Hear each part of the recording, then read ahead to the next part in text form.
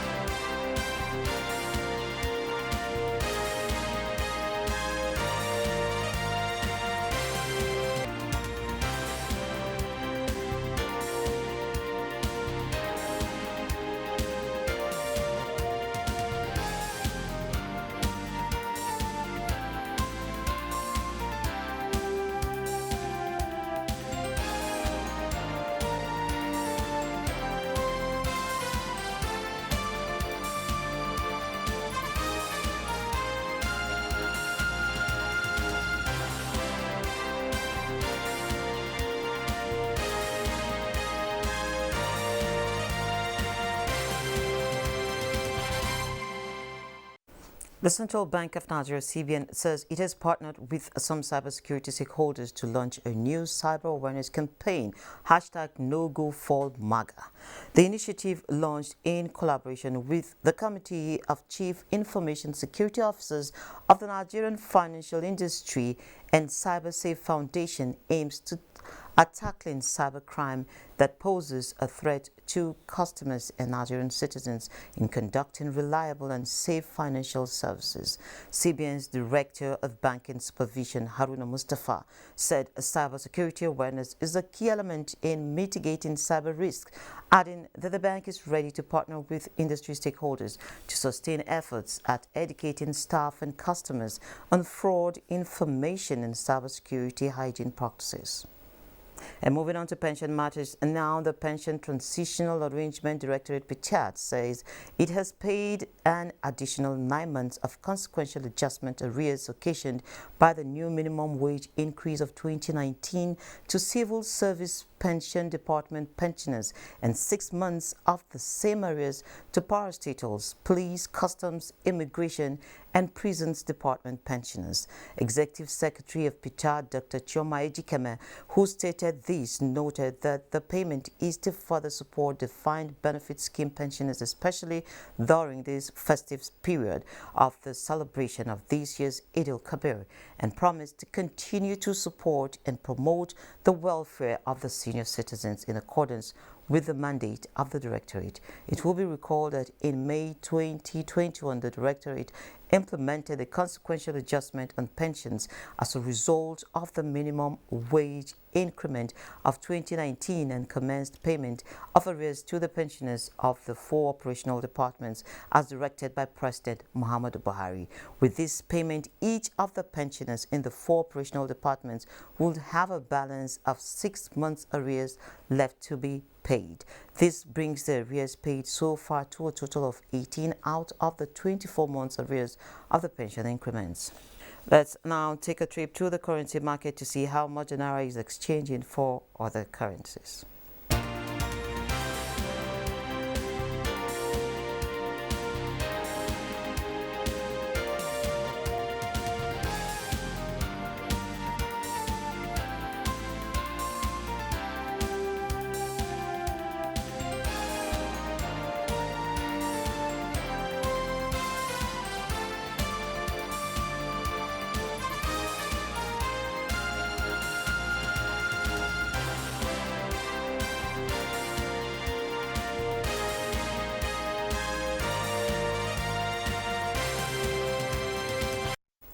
The non-availability of white-collar jobs has given some Nigerians the foresight to be creative and become entrepreneurs. Nowadays, many people have embraced entrepreneurship skills that economically empower them.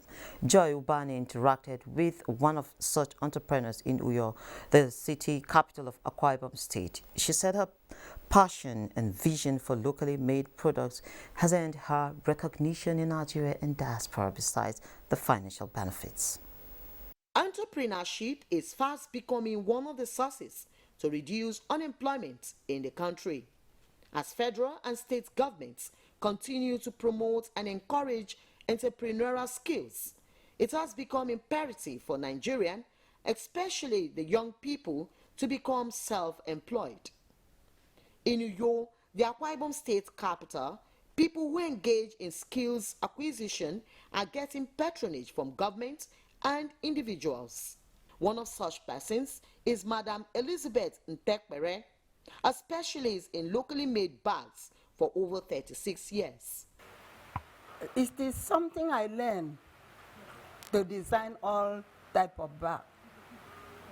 So therefore, when I get into it, I get in love with it. Because I'm somebody right from my youth, I love nice things. Elizabeth Ntekpere, popularly known as Madam Akwa Ibom Products, says her products has gained recognition in Nigeria and abroad.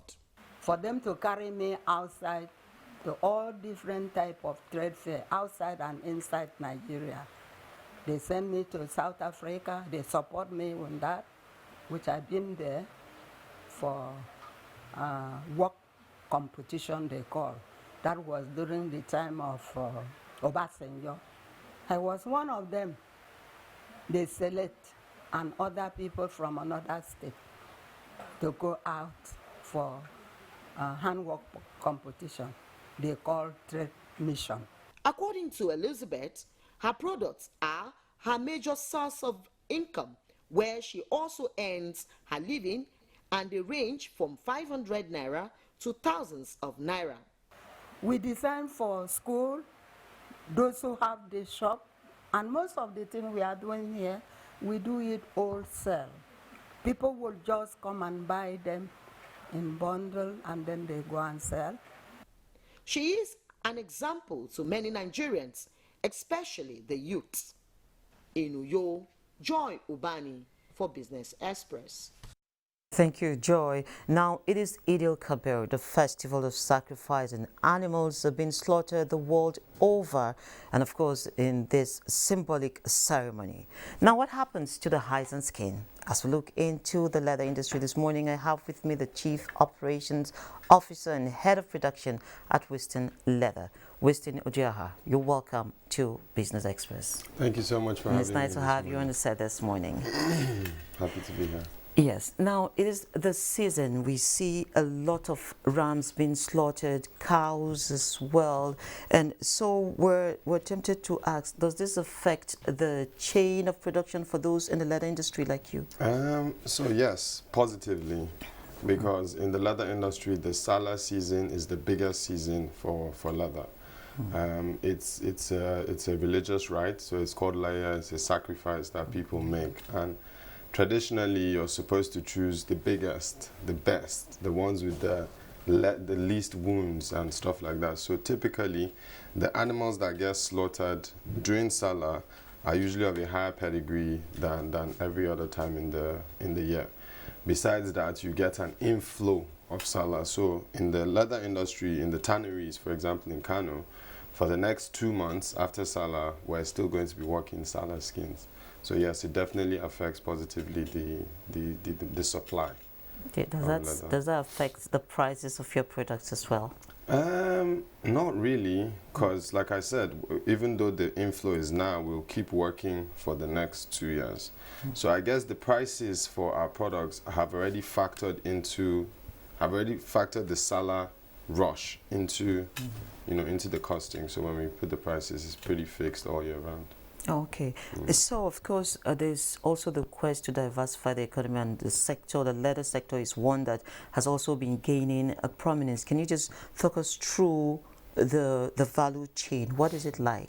So the thing is, I feel like the leather industry is one of the most slept on industries in Nigeria. It's one of the industries that has very huge potential. and I don't think enough is being done to promote that industry. Because you see, for more than 500 years, long before Nigeria had independence, Nigeria has been exporting leather. People have been coming to Kano for more than 500 years to buy leather from Kano, because we actually have some of the best leather in the world, right? So leather is also the third highest foreign exchange earner in the country. So after oil and agriculture, it's leather. But then only 8 Nigerians own tanneries in the whole country, and it's the third highest foreign exchange earner. So I feel like more can be done.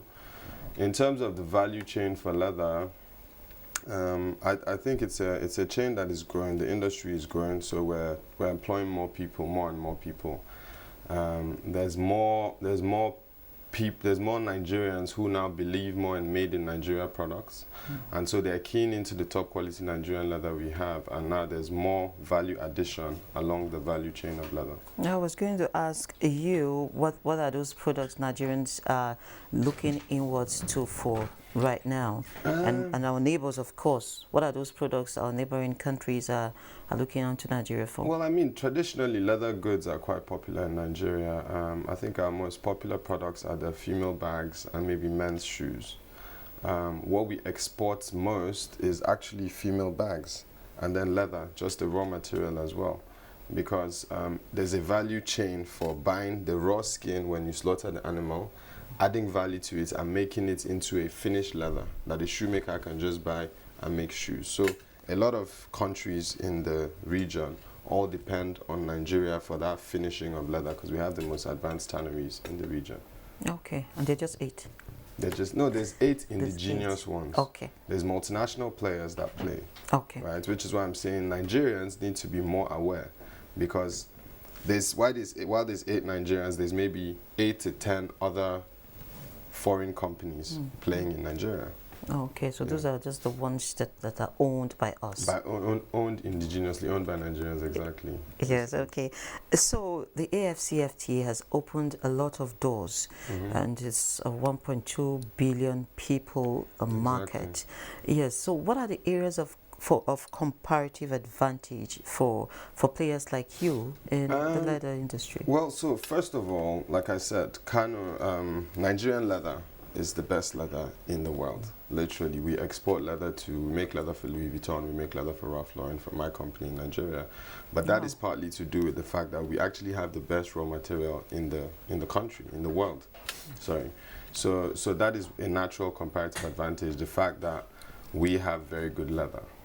Traditionally, Kano particularly has been a trading hub for leather for more than 500 years. So apart from the leather that comes from Kano, leather comes from Chad, leather comes from Mali, leather comes from Burkina Faso, Cameroon, from the region, pours into Kano every day. So because we already have those trade routes established for many years, we have a natural comparative advantage. Besides, like I said earlier, the most advanced tanneries in Africa are in Nigeria. So giving us access to the market favors us, because now we're able to sell to other countries, but without the struggle of going through borders and processing papers and all that, because now it's a free trade union.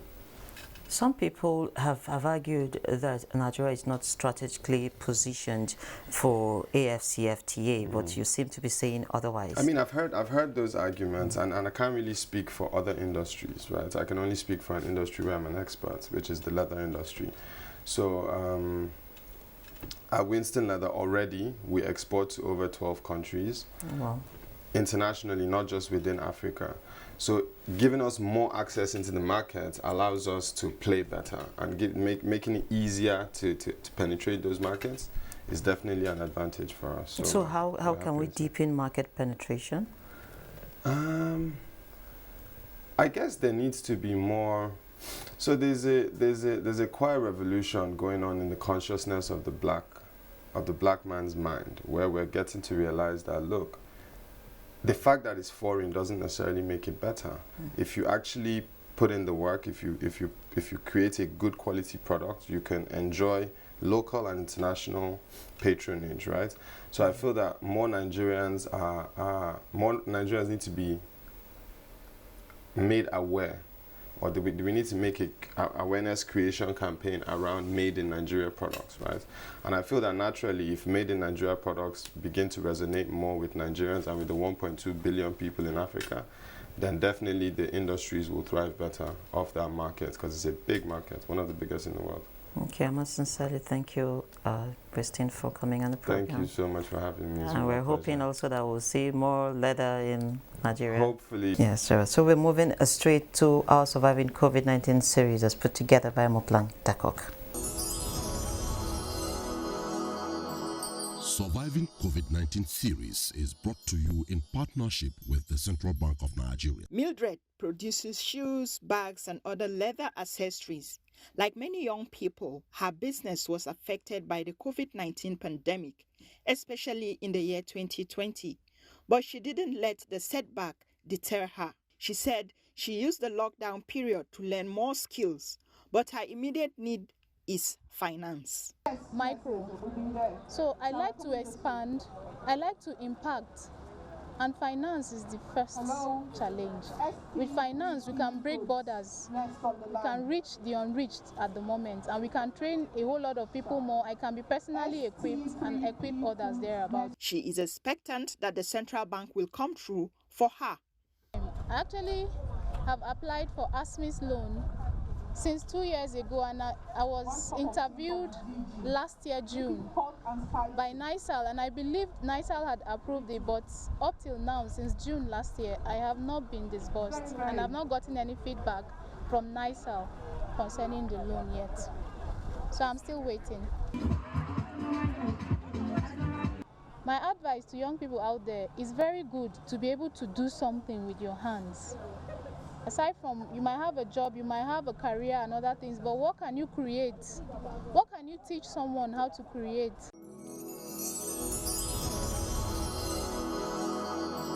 Surviving COVID-19 series is brought to you in partnership with the Central Bank of Nigeria.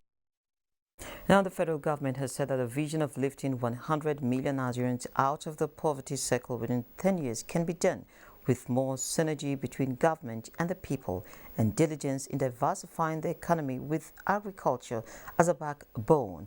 President Muhammadu Buhari stated this while commissioning the first National Agricultural Land Development Authority, NALDA, integrated farm estate in Suduje Daura, where he noted that reliance on oil had turned a drawback on the economy over the years, with unpredictable and fluctuating global prices that made it more difficult to effectively plan budgets, implement and measure outcome.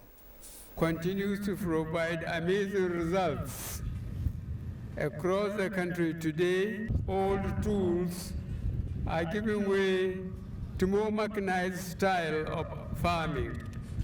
Credit lines are becoming more accessible, and farming is becoming more acceptable and fashionable. Getting 100 million Nigerians out of poverty is realizable. We can do it, and we will do it. After this project, Your Excellency, the Central Bank of Nigeria will work with the agency to see to how we could replicate projects of this nature all throughout the country. Again, the federal government is driving a policy aimed at strengthening the country's food supply chain with a view to meeting the citizens' demand for what they eat the most. The mechanization is one of the policies of the government, and it is deepening on achieving food security plan. The program of NAMS are designed to complement of the government efforts, create millions of jobs, alleviate poverty, and reduce our dependency on crude oil as the source of our revenue. Better time than now to diversify the economy towards the non-oil sector by building a dynamic, profitable, and efficient commodity sector to reposition the economy on a sustainable growth path.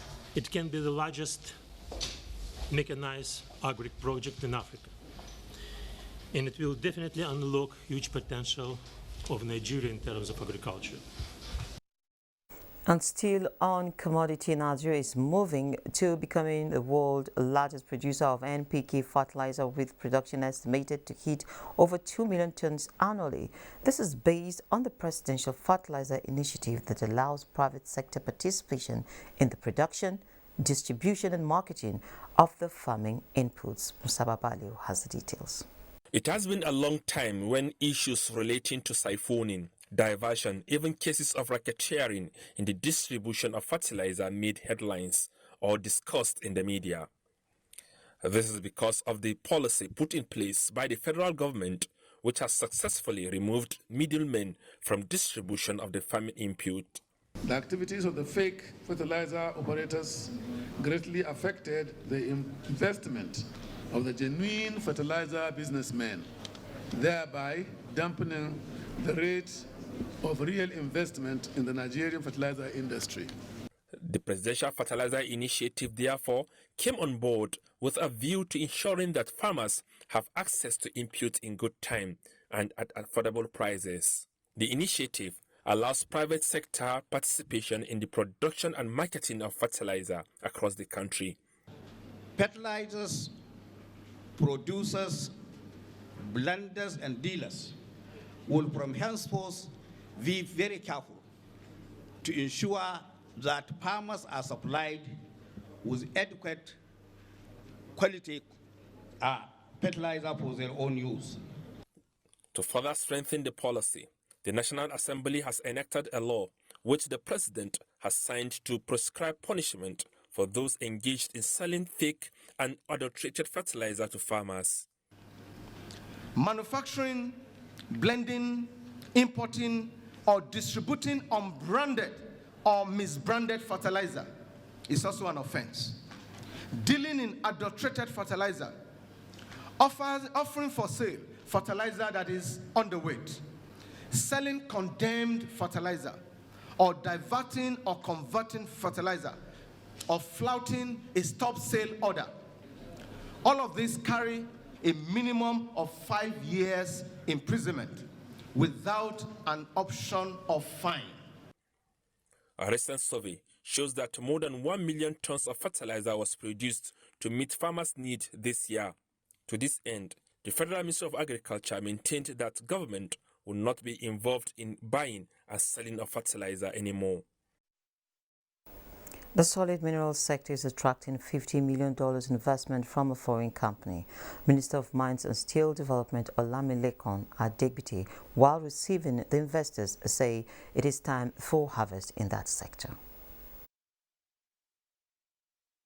What we are seeing, we are beginning to understand some of the mineral systems we have in Nigeria, and also we have been able to at least design an exploration targeting methodology. During one of our houses in London, we presented the data, and of course we told them to come to Nigeria. Gives us confidence to go back to the United Kingdom, and I'll be going to Canada soon, and talk to our investors and say the place to invest in the mineral industry in Western Africa is Nigeria. It's a happy day today that they're here and the project is a reality.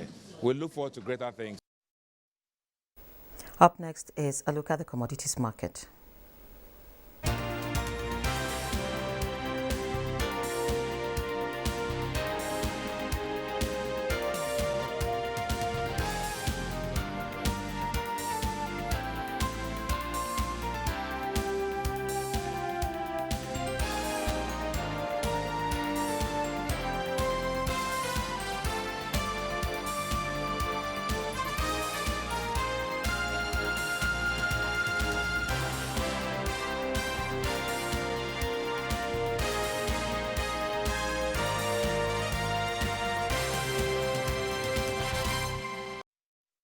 Of course, the stock market is on holiday in Nigeria, but away from home, Asian markets fall after overnight Dow plunge. Let's hear from Boste Eba.